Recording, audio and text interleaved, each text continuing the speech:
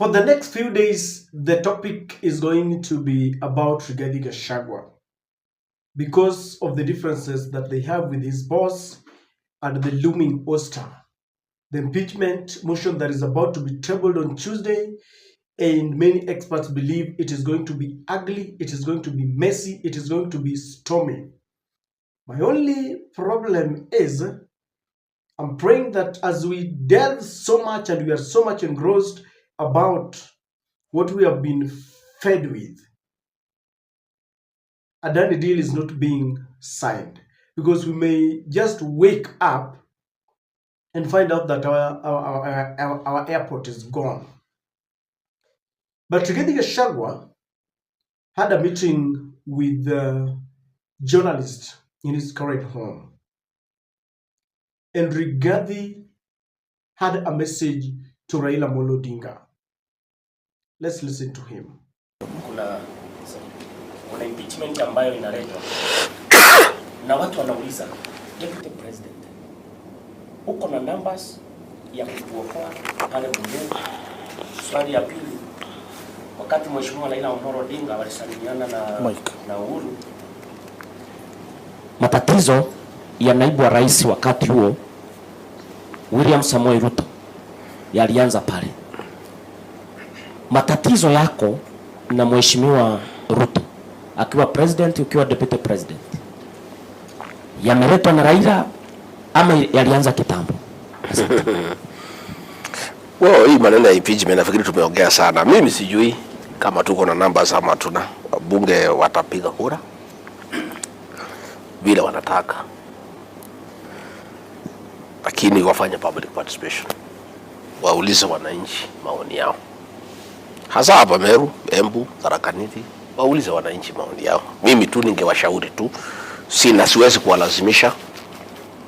The other day niliwaambia wasikize ground, wakasema mimi nawatisha. Mimi naambia tu kama kiongozi, kwa sababu mimi ninajua mambo ya raia sana, na hao raia ni watu wazuri na mimi nawasikiza. Kuna yale mambo yanawapendeza, kuna yale mambo hawapendezi. Rais William Ruto alionewa huruma na watu wa Mount Kenya sana kwa sababu ya kuteswa, na hakuwa mtoto hapa, lakini watu hapa walimuonea huruma sana na wakaamua kukufa na yeye. Sasa kama walionea mtoto wa mbali huruma, mtoto wao akiteswa, unafikiria wanasikiaje? Mimi naambia tu wajumbe tu wakuwe waangalifu, waulize hii wa Meru, hii wa Embu, hii wa Tharaka kama wanafurahia mtoto wao akiteswa, na kama wangependelea mtoto wao aibishwe, afukuzwe aende nyumbani. Lakini pia Kenya nchi ya sheria, si rahisi si rahisi vile unafikiria ati utafukuza mtu amechaguliwa na watu milioni 7 ati mkutana watu 200 tu aende nyumbani namna hiyo. Hii ni nchi ya sheria na iko sheria Kenya ambayo inaheshimu demokrasia na inaheshimu uamuzi wa wananchi. Ni muhimu sana. Sijui ni gani kingine umeuliza? Mambo shida zako zilianza wakati hapa. Mimi sina shida na Raila Odinga. Tulikuwa na shida hapo mbeleni wakati ya Uhuru Kenyatta, na tukapiga Uhuru Kenyatta sana, tukamuumiza sana, na tunaomba msamaha kila siku kwa sababu tulimkosea. Kwa sababu alikuwa ametuambia Raila ni mtu mzuri, tukasema hapana, Raila ni mbaya, mtu mzuri ni William Ruto. Huyu President William Ruto alikuwa anasema ndio mzuri, Raila ni mbaya, mwenyewe amesema Raila ni mtu mzuri. Sasa sisi tumekubaliana na yeye na Uhuru ya kwamba Raila ni mtu mzuri, mimi ni mkamkaribisha. Ile tu itatushangaza ni kama watu ya Raila watatumika kutufukuza, kwa sababu itakuwa pia amekuja kwa serikali kuchangia kuleta shida kwa serikali, na hawezi kuwa anatafuta kiti ya kwenda Afrika kuunganisha Afrika kama anaharibu nyumbani. Itaweka question mark kama watu ya ODM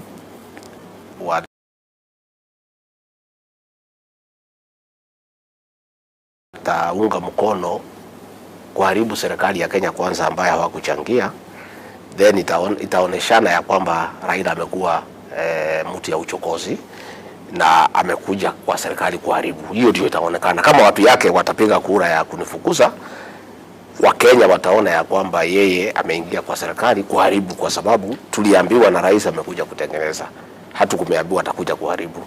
Na ile ya Uhuru tulisema aliharibu. So akija watu yake watumike kupiga kura ya kufukuza naibu wa rais, then kutakuwa na confirmation ya kwamba Raila ni mtu ya kuharibu pahali yote anaenda, na hiyo pia itamharibia kiasi kikubwa sana hii mambo ya Afrika. Unajua hii ni maneno yanafuatwa kila duniani, because yeye kama watu yake watatumika kuharibu serikali ya nyumbani, kwa sababu wakitufukuza serikali itaharibika, kwa sababu hii serikali ni ya president na deputy president walichaguliwa pamoja. Ikiwa na msoso itakuwa na repercussions mingi sana kwa vile stability ya serikali. So I don't know kama watu ya Raila watatumika kutufukuza, but from my reading it will not augur well for him kwa hii kiti anapigania Afrika, because yeye anataka kuwa chairman ya African Union Commission, kuleta ya Afrika pamoja. So kama watu yake ambayo wanamsikisa sana watatumika kukoroga nyumbani kwao pahali yametoka, credentials yake kwa Afrika itakuwa affected to a large extent. Na pia sisi kama atatumika kutufukuza, itakuwa ya kwamba ile rais alituambia anakuja kusaidia was not true, it was deceit. Kama alikuja ndio atufukuze, then ile rais aliniambia, because rais uliketi na yeye nani kamwamini. Let me ask you a question, ladies and gentlemen.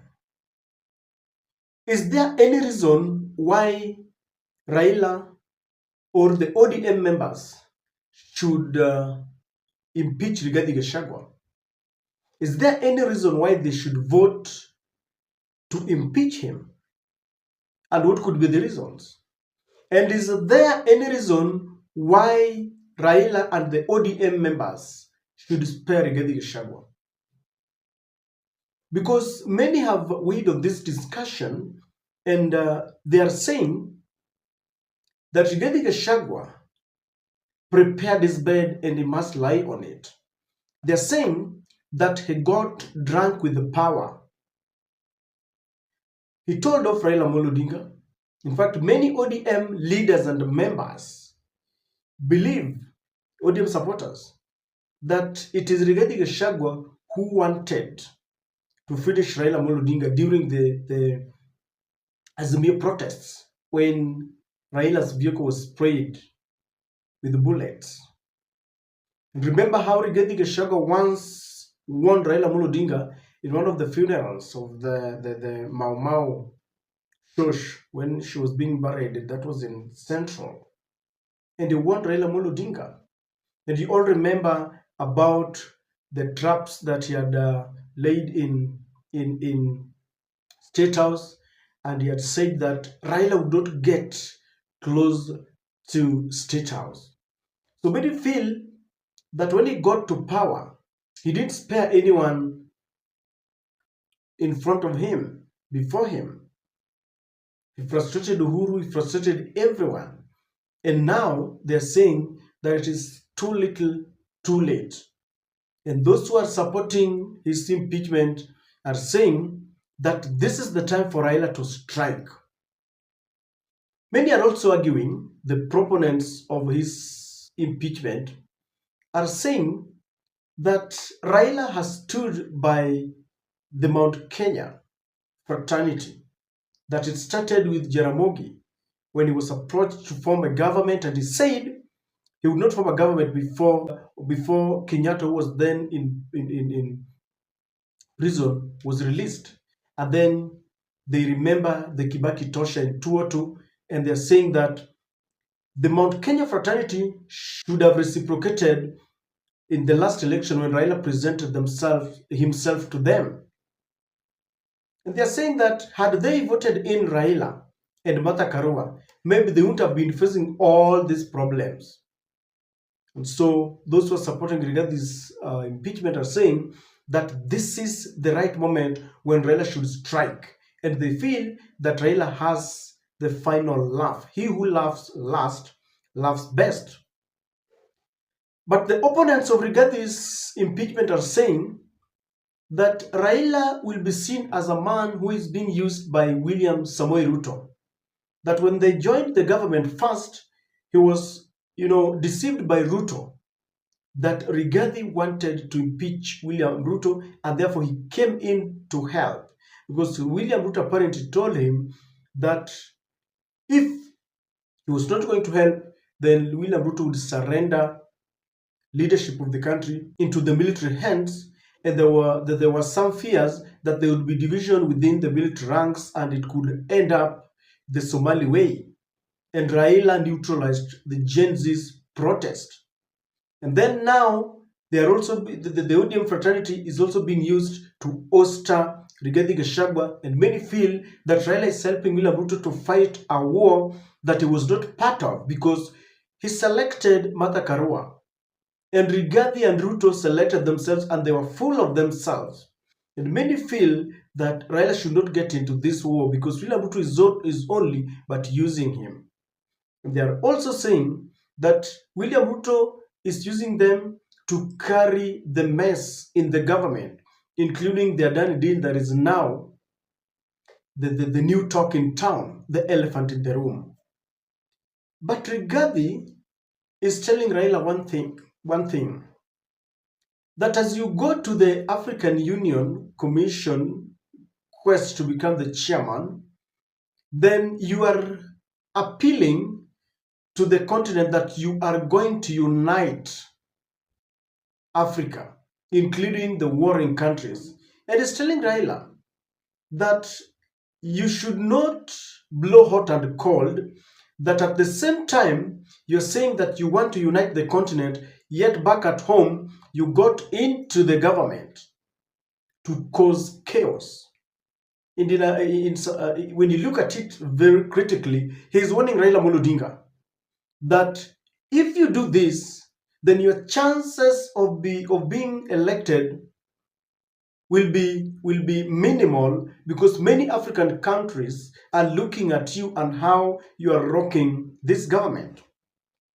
In the courts of the public opinion, I don't know what to think, but I believe that people are divided on this depending on the political divide.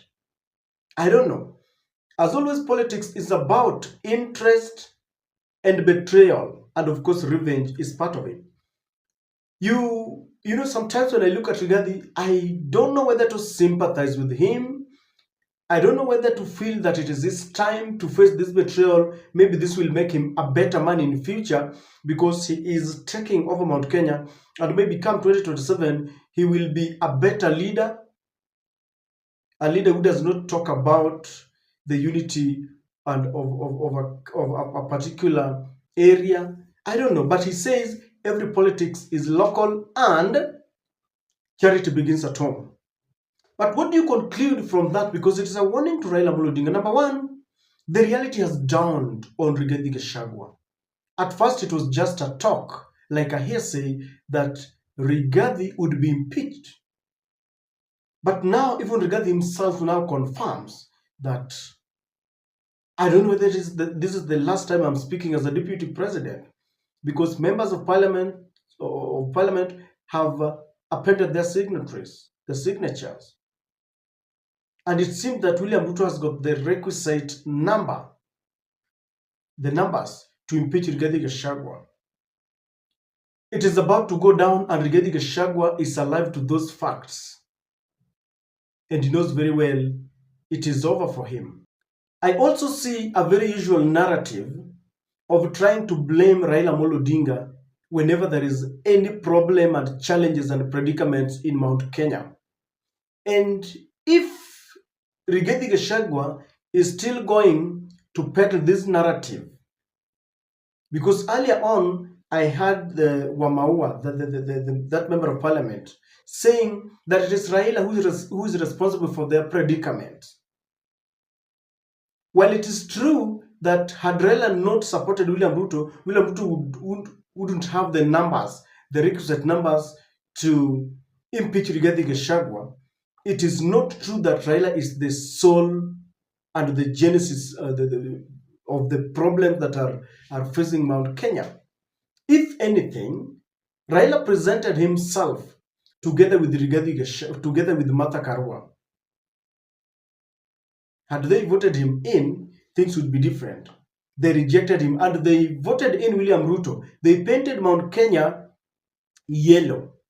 And therefore, I don't think from where I sit that it is right to say that it is Raila who is doing this to them.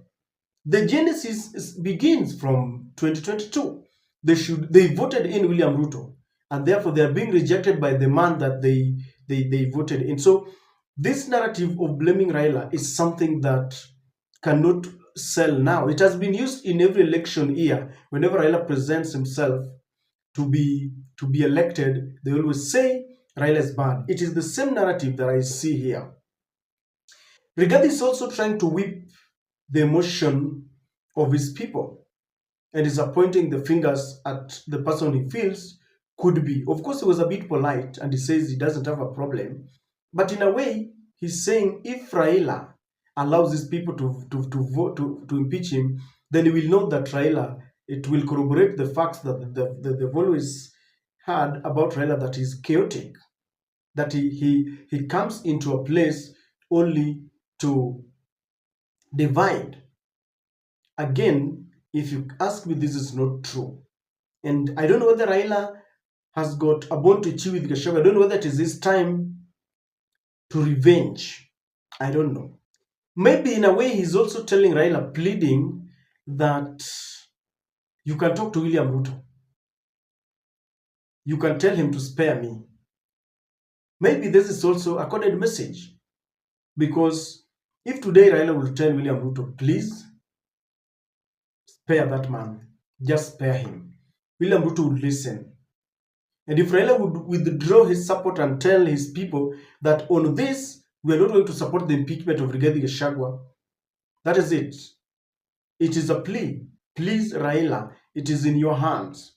Because even if William Ruto wanted to impeach Gachagua, if Raila withdraws his support base, because Kalonzo has said we are not going to support this, if he instructs his people not to impeach Rigathi, Rigathi will be spared. So in a way, it is like he is pleading. Rigathi has been forced to swallow humble pie because he's now forced to plead with Raila. He's forced to plead with William Ruto. A while ago, even now, he was still pleading with Uhuru, begging for forgiveness and all that. William Ruto used him. If you look at it very clearly, William Ruto gave him a poisoned chalice, set him up against Uhuru, set him up against Raila. And William Ruto knew that a time would come when he would need the support of these people. And we've said this over and over again. And so, ladies and gentlemen, I feel that Rigathi should take the predicaments head on. He must face the problems and conquer them.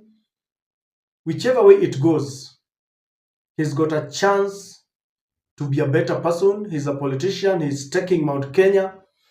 In case Rigathi will be impeached, it is not the end of the world for him. He can still pick up from where he left and move on. And looking, in retrospect, he can learn from a few things and the few mistakes that he made. But I must say that impeachment of Rigathi Gachagua is not good for us as a country. It is not a priority. It sets a very bad precedent so that we are not going to respect in the public offices. It also confirms this perpetual state capture. It exposes the broad-based government. It's a bad thing. It is used to hoodwink us and as a sideshow so that we don't focus on the problems, Adani deal, corruption, and all this. But at the same time, it teaches Gachagua a lesson or two. In politics, you don't brag. You don't just thump. You don't get drunk with power and feel that without you, you feel you're indispensable something. And so, ladies and gentlemen, that plea was painful, but many feel that it is this moment. He thought he had everything. He realizes that politics is dynamic. but he says it is going to end, but it is going to end well. Let's see how things get on Tuesday.